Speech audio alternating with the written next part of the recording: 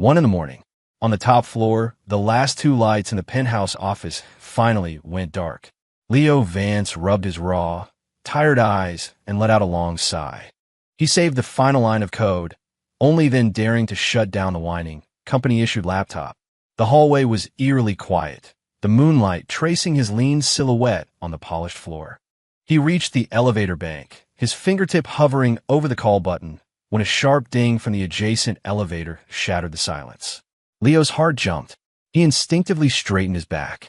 The crisp, rhythmic click of high heels on marble echoed down the hall, each step carrying an unnerving pressure as they drew closer. Isabella Sterling emerged. The expensive black cashmere coat she wore seemed to carry the cold night air with it, making her skin look even paler and her expression even more severe. She might as well have had "Keep Out" tattooed on her forehead. She was the company's CEO, the woman who made the entire workforce hold its breath. She was also infuriatingly drop-dead gorgeous. Her temper was legendary and her standards were impossibly high, but the salary and benefits were so good that everyone both loved and hated her for it. Leo held his breath, trying to shrink into the wall. He was fresh out of college, hired on a fluke after a hackathon went sideways in his favor. It felt less like he'd earned his spot and more like he'd gotten ridiculously lucky. He was still getting used to the low-pressure system that constantly followed the Ice Queen CEO. Isabella's gaze swept across the hallway. It was a casual glance, but it froze the moment it landed on the side of Leo's face. Her famously stoic, beautiful eyes flickered with a rare, violent tremor before shifting into something intensely complex. Leo's scalp prickled under her stare. He had no idea what to do with his hands or feet, and could only manage to force out two stiff words. "Ms. Sterling." The air thickened for a few seconds. Her eyes traced the lines of his face, lingering on his brow and the curve of his jaw. After a long moment, her perfectly shaped, tightly pressed lips finally parted. Her voice was as cold as her aura. "Leo Vance? The new guy in engineering?" "Why, yes, Miss Sterling." Leo could feel a thin sheen of sweat on his back. Isabella said nothing more, just gave him one last, deep look. Then she turned away, her expression unreadable as she pressed the down button for the elevator. Leo didn't dare breathe as he stood beside her in the elevator. The small space was filled with the scent of expensive perfume and the invisible weight of her presence. Every second felt like a century. The elevator opened into the underground parking garage. Isabella strode out first, but she stopped short when she passed his beat-up 10-speed, a bike where everything rattled except the bell. "Leo Vance." Her voice, sharp and clear, echoed in the cavernous space. "Here." Leo flinched as if he'd been zapped. Isabella turned around. Her eyes were calm, but her words were utterly devoid of warmth. "I require a contractual boyfriend to manage expectations for my family. I will pay you an additional $5,000 a month. You will only be required to accompany me to certain events. The term is indefinite. The conditions are simple." She paused, her gaze as sharp as a scalpel. "Don't cross any lines. Shelve any inappropriate ideas you might have." Leo's brain went into static overload. A contract boyfriend? Isabella Sterling? $5,000 a month? Images flooded his mind. The decaying roof of his parents' house back in Ohio, his father's mountain of medical bills, his own pathetic entry-level salary. The overwhelming need for money crowded out all rational thought. There's no such thing as a free lunch. But this felt like a winning lottery ticket had just smacked him in the face. The words tumbled out of his mouth before he could stop them. "I'm in." Isabella seemed momentarily surprised by his quick agreement. She gave a slight nod, then pulled a key card from her designer handbag and handed it to him with a brisk, efficient motion. "Tomorrow night, 8 o'clock. Move into the Azure Heights, penthouse 8. Don't be late." Without another glance, she walked toward a sleek, black Bentley, leaving him with nothing but the sight of her impossibly elegant and resolute back. Leo stood there, clutching the cold plastic keycard. A gust of wind swirled through the garage, and he finally shivered, a delayed reaction to the sheer insanity of the moment. Was this a golden opportunity, or was he about to get seriously burned? The Azure Heights, penthouse 8, felt less like a home and more like an expensive, sterile showroom. Leo stood in the foyer with his worn duffel bag, feeling as awkward and out of place as a child. Isabella, draped in a silk robe, was curled up on a massive sofa in the living room, a document in her hand. She didn't even look up. "The first floor guest room is yours. Keep common areas tidy. My office and bedroom are off limits." Her instructions were concise, her voice void of any warmth. "At the office, we are strangers. Understand?" "Understood, Miss Sterling."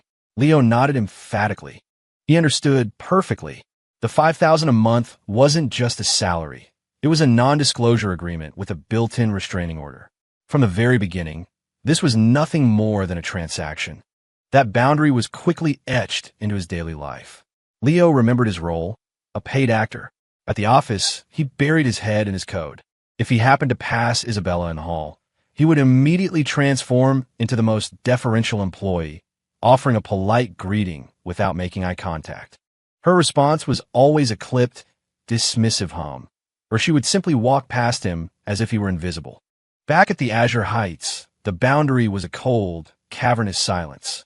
There was always a single takeout container on the dining table, or a gourmet meal box that was barely touched. Isabella spent most of her time locked away in her office or bedroom, leaving Leo alone in the vast, quiet apartment. Having grown up pinching pennies, the sight of all that wasted food made his heart ache. Finally, one evening, he tentatively decided to cook a simple pasta aglio e olio in the kitchen. The warm aroma of garlic and olive oil drifted through the silent penthouse. As he was carrying his bowl toward his room, he heard footsteps on the stairs. Isabella came down, dressed in lounge clothes, probably to get some water.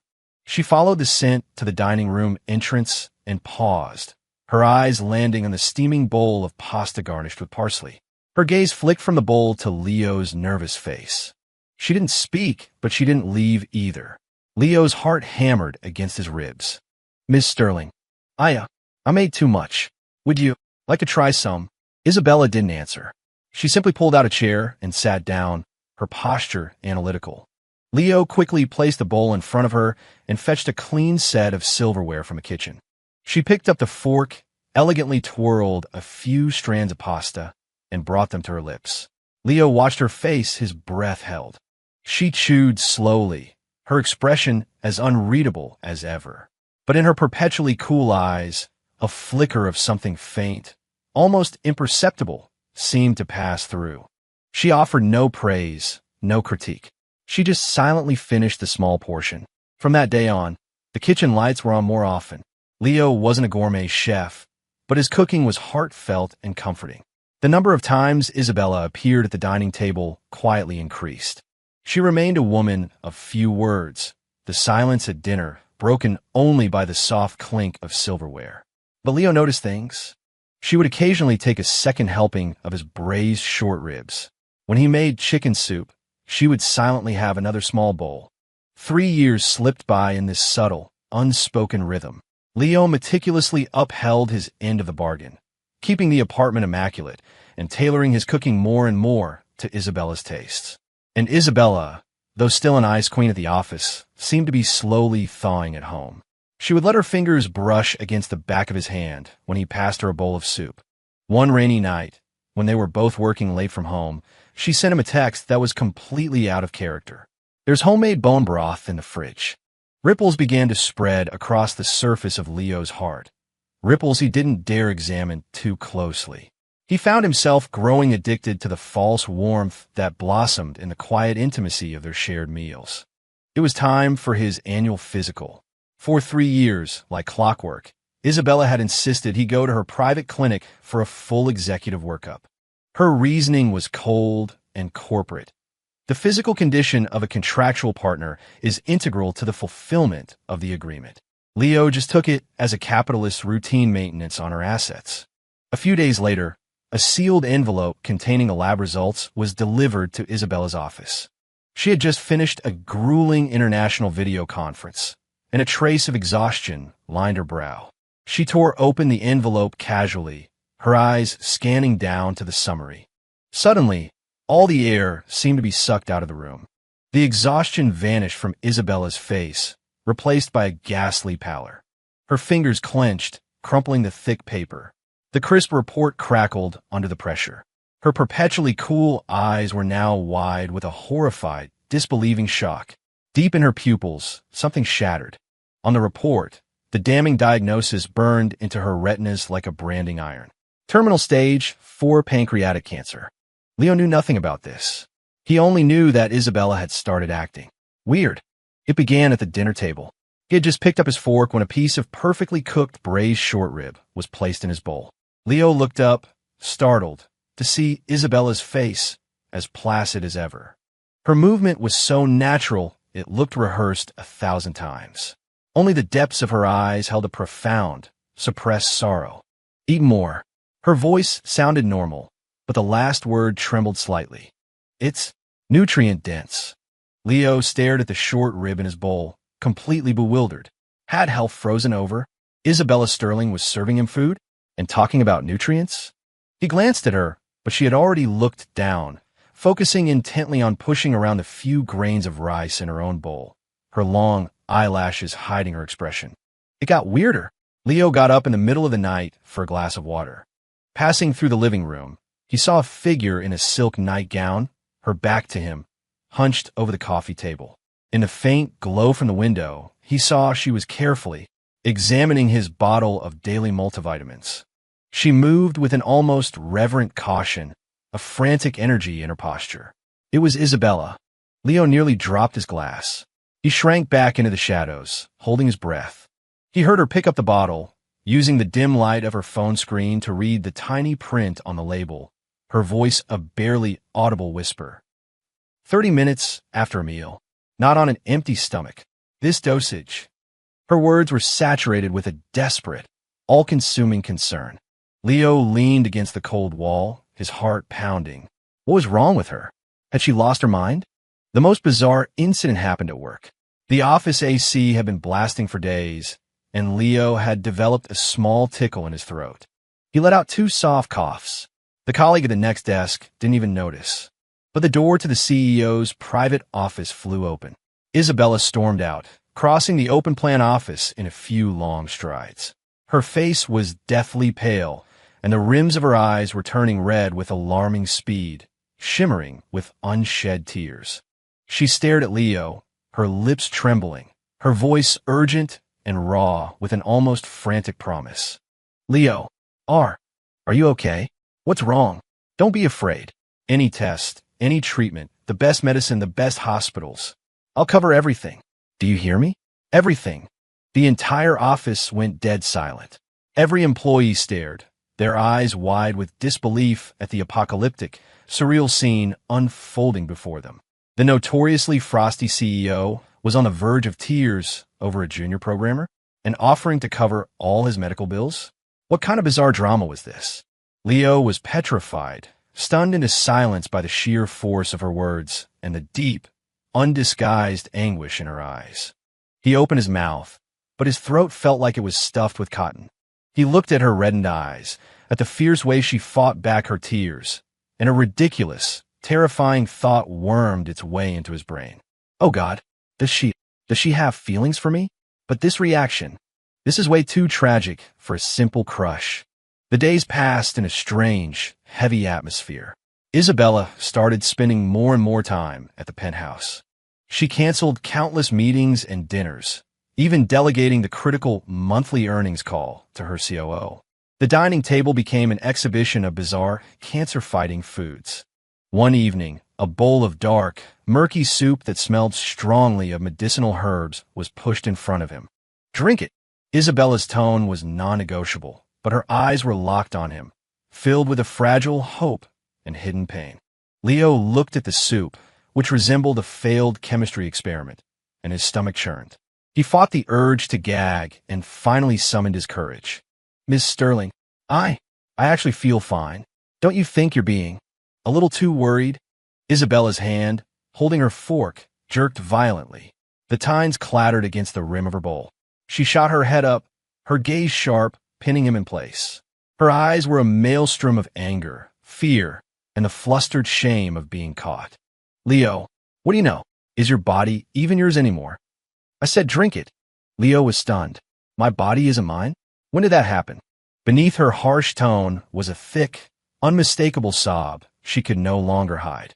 Something seized Leo's heart, twisting it painfully. He didn't dare say another word. He just pinched his nose and forced down the bitter, soul-crushing soup. That night, as a light rain pattered against the window, Leo lay in bed, wide awake. Isabella's recent behavior played on a loop in his mind. Her red-rimmed eyes, her trembling voice, the vulnerable curve of her back as she examined his vitamin bottle. And the medical report he still hadn't seen. A thought crept into his mind, tightening around his heart like a vine. What if there really is something wrong with me? Isabella's reaction. Is she pitying me? The realization sent a chill through him, a cold dread that shot up from his feet to the crown of his head. He sat bolt upright, gasping for air, his pajamas instantly soaked with cold sweat. No, he had to know what was on that report. The next day was Saturday. Leo, sporting two giant dark circles under his eyes, paced anxiously in the living room. Isabella was curled up in an armchair by the floor-to-ceiling windows, a book in her lap. The pages hadn't turned in a very long time. Her gaze was fixed on a misty rain outside, but her eyes were vacant, her entire being shrouded in a deep, impenetrable sadness. Leo took a deep breath, walked over to her, and spoke, his voice dry with nerves. "Miss Sterling." Isabella flinched as if startled, looking up at him. Her eyes were questioning, but layered with that now familiar, deep-seated worry. About my last physical. The report. Leo licked his dry lips, forcing the words out. Can I see it? I feel perfectly fine, really." "There's nothing to see." Isabella cut him off instantly, her tone harsh. She reflexively pulled a manila folder on the table beside her closer, a movement so quick it was almost an admission of guilt. "It was a routine checkup. The important thing is that you feel fine." She turned her face to the window, her jaw tight, as if she were holding back an ocean of emotion. Her reaction was all the confirmation Leo needed. His heart plummeted. A massive, suffocating fear gripped him, his voice taking on a desperate edge he didn't recognize. "Ms. Sterling, are you hiding something from me? Is there something wrong with the report? Just tell me." "I said there's nothing." Isabella shot to her feet, her voice climbing to a sharp, breaking point. Her chest heaved, her eyes instantly flooding with tears that she stubbornly refused to let fall. "Leo, can you just stop asking? You just have to. Stay healthy. You have to." The rest of her words were choked off by a wave of grief. Her desperate, shattered expression broke through Leo's final defenses. He stumbled back a step, a sob catching in his own throat. "What do you mean, stay healthy? Don't I even have the right to know what's killing me? Isabella, what do you take me for? Some pathetic charity case you can pity on his way out?" "I'm not," Isabella cried out, the dam finally breaking as hot tears streamed down her cheeks. She looked at Leo's agonized face, at the fear and accusation in his eyes. The report she'd been hiding, the one that served as his death sentence, became the last straw. With a soft thud, the manila folder slipped from her trembling hand and fell onto the plush rug. A few pages scattered out. On the top sheet, the words "terminal stage for cancer" lay exposed in stark black ink, naked in the cold air between them. Leo's gaze locked onto the text. His mind went blank with a roar of white noise. "Terminal? Cancer?" He staggered, grabbing the back of the sofa to steady himself. His face was ashen, his lips moved, but no sound came out. So, it was real. I'm really dying? No wonder. No wonder she was acting so strange. A dead silence descended on the living room, broken only by Isabella's ragged, suppressed sobs. Just then, the shrill, jarring ring of a cell phone tore through the suffocating grief. It was Isabella's phone, vibrating furiously on the coffee table. She seemed not to hear it, her eyes fixed on Leo's devastated face. The phone kept ringing, relentless. The sound finally pierced through Leo's stupor. He numbly looked toward the noise. Isabella, pulled back to reality by the incessant ringing, wiped clumsily at her tears. She answered the call without looking at the screen, putting it on speaker, her voice hoarse and broken. "Hello." A man's anxious but excited voice came through the speaker. It was Dr. Alex Chun, her longtime friend and a rising star at Seattle General. Isabella, thank God you finally answered. I've been freaking out. That medical report you had me look into for Leo Vance. I had my team double-check the raw data and the original sample. We figured it out. Isabella held the phone, her eyes vacant, the words not registering. Alex's voice, fast and clear, filled the silent room. It was a mix-up, a clerical error. The hospital's data entry system glitched that day. There are 2 patients with the same name. His healthy report got swapped with the terminal patient's file. I just reviewed your Leo Vance's results again. Every single marker is perfect. He's healthy as a horse. It was a false alarm. Can you believe it? So, Isabella didn't hear the rest. Her hand, holding the phone, was frozen in mid-air. The tears were still wet on her cheeks, but her expression was one of absolute, stupefied disbelief. She whipped her head around to look at Leo, who was equally petrified. Time seemed to stop. After a few agonizing seconds, Leo finally processed the information bomb that had just been dropped. He looked at Isabella's face, a chaotic canvas of tear tracks, shock, and confusion that was slowly being overtaken by a tidal wave of post-traumatic relief and profound absurdity. An unidentifiable emotion surged through him. The fear receded, replaced by a raw, indignant, and hilariously misplaced anger.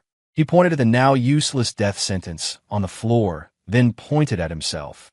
His voice, high with emotion, was a mix of accusation and disbelief.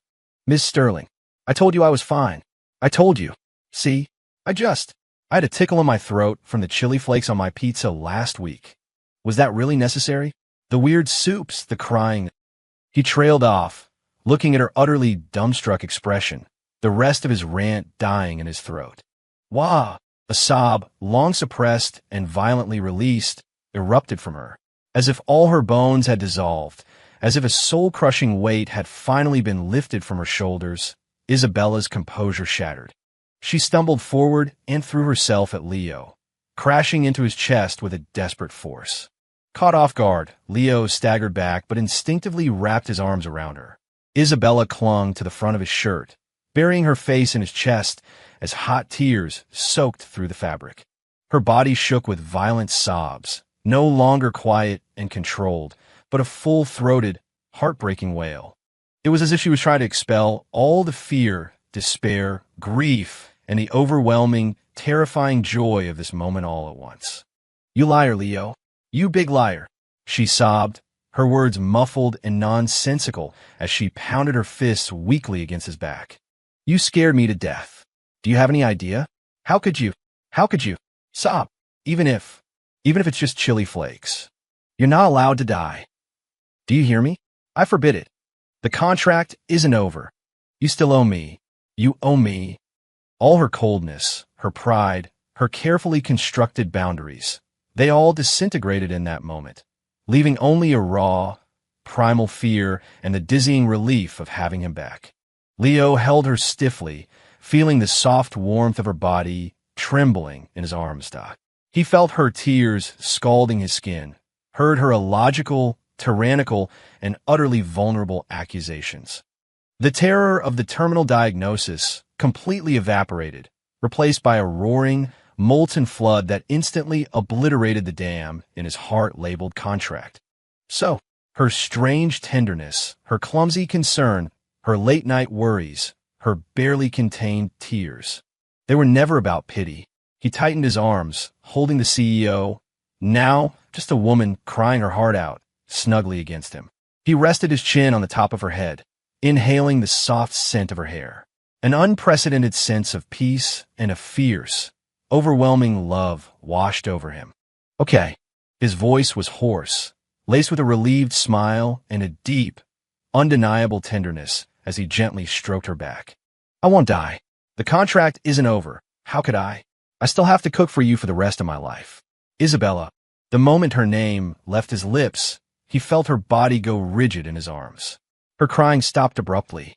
Isabella pulled back from his embrace, looking up at him with tear-filled, hazy eyes. Her face was a mess of tear tracks, her nose was red, and her expression was one of pure, disbelieving confusion. Seeing her like this, so unguarded, so pitiful, so incredibly endearing, made Leo's heart melt. He raised a hand and gently, almost clumsily, wiped the tears from her cheek with the pad of his thumb. And another thing, he looked directly into her eyes, his voice clear and steady. "When the contract is up, I'm still not leaving." "Deal." Isabella stared at him, at his achingly sincere eyes reflecting her own tear-streaked face. After a few seconds of silence, a shaky but clear response escaped her lips. "Deal. You're on my payroll for life."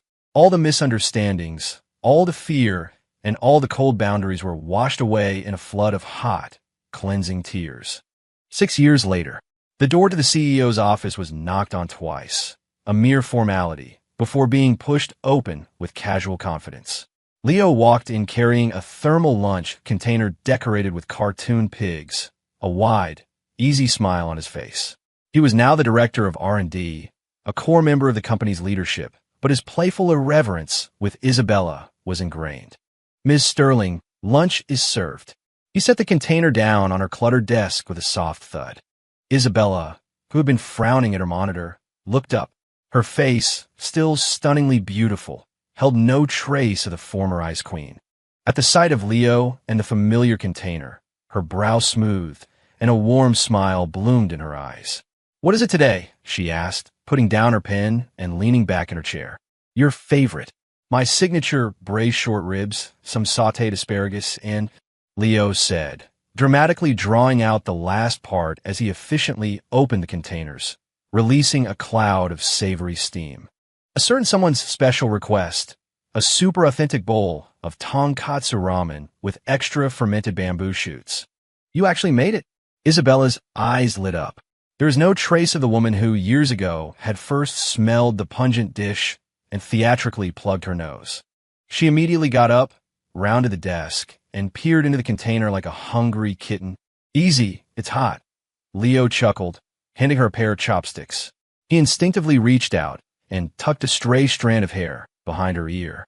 Isabella took the chopsticks, picked up a glistening piece of short rib, and popped it in her mouth, her eyes closing in bliss.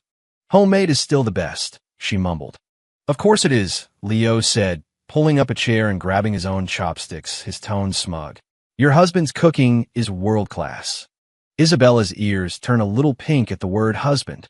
She shot him a playful glare that held no heat at all. She took a big bite of the ramen, sighing contentedly at the rich, complex flavor. Then a mischievous glint appeared in her eyes. "Hey, remember that medical report? Someone was so terrified he promised the contract ending wouldn't make him leave." Leo, who had just picked up a piece of asparagus, fumbled, nearly dropping it. He immediately shot back. "That's nothing compared to someone who snuck around in the middle of the night to read a vitamin bottle, whispering 30 minutes after a meal." Leo Vance. Isabella's face flushed a brilliant shade of red. She put down her chopsticks and reached over to swat his arm. "Don't you dare. You say one more word, and I'm confiscating your ramen." "Hey, an attack on my person." Leo cried out dramatically, dodging her playful swats. The office, once a temple of cold efficiency, was now filled with laughter and the warm, comforting scent of a shared meal. Sunlight streamed through the window, illuminating a corner of Isabella's desk. A simple silver frame sat there. It no longer held a blurry photo of some past ideal. Instead, it was a candid shot. In the picture, Leo was in their kitchen, wearing an apron, wrestling with a much too large salmon, a comical, frustrated look on his face and a smudge of flour on his cheek. In the corner of the photo, a slender hand had deliberately photobombed the shot, flashing a tiny, triumphant peace sign. Isabella had taken that picture,